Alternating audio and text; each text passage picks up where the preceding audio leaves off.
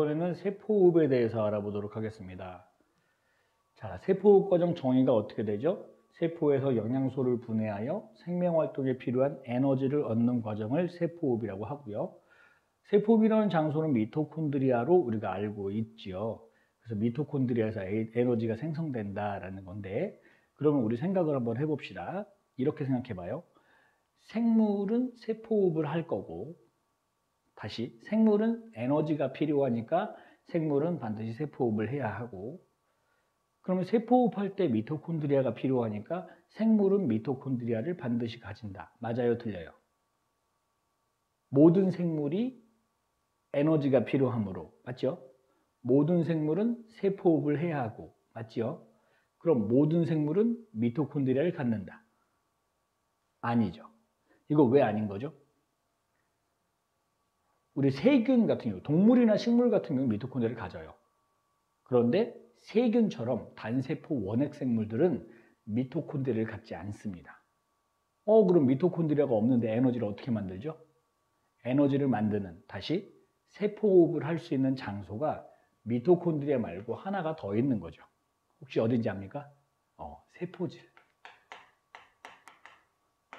세포질. 요 세포에서 핵부터 시작해서 다 나머지 다 끄집어내고 나면 나머지 용액이 남잖아요. 요 나머지 용액에서 우리가 세포질이라고 부르고 거기서 에너지를 만드는 세포호흡이 일어날 수 있습니다. 따라서 이렇게 정리합시다. 미토콘드리아를 가지는 고등한 생물들, 다세포 생물들 같은 경우는, 또는 단세포 생물이라고 해도 미토콘드리아를 가지는 경우는 미토콘드리아에서도 세포호흡이 일어나고 세포질에서도 세포호흡이 일어나는데, 근데 미토콘드리아를 갖지 않는 생물들은 세포질에서만 에너지를 만드는 세포호흡이 일어날 수 있다. 이렇게 정리하면 되겠죠. 괜찮죠? 자, 그러면 넘어가 볼게요. 연소와 세포호흡.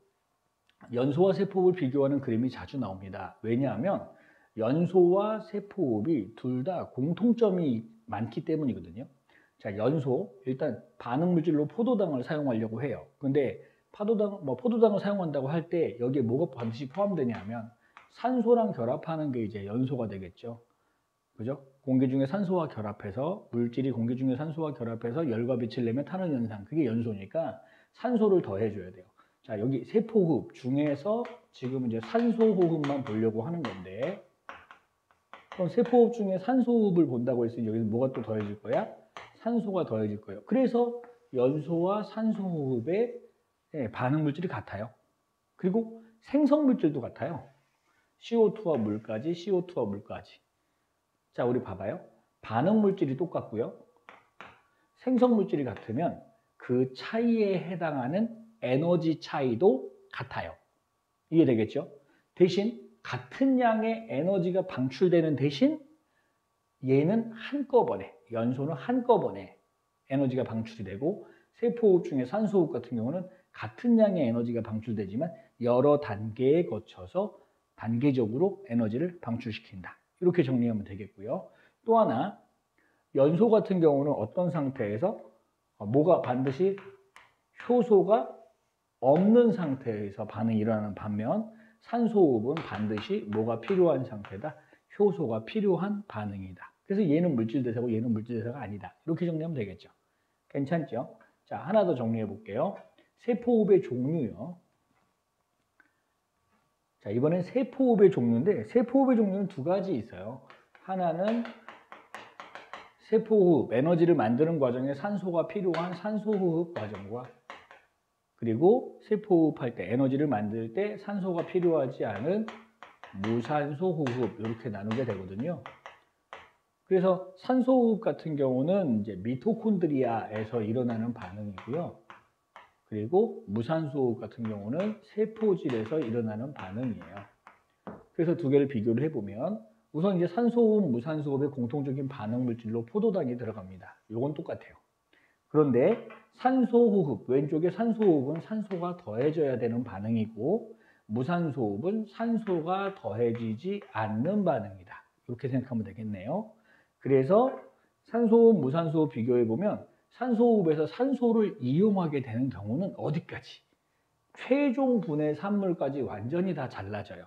따라서 반응물질과 생성물의 에너지 차이가 크니까 이 차이만큼 에너지를 방출할 것이므로 다량의 에너지를 만들어내게 되고, 무산소호흡 같은 경우는 산소가 없어서 완전히 최종 분해 산물까지 못 자르고요.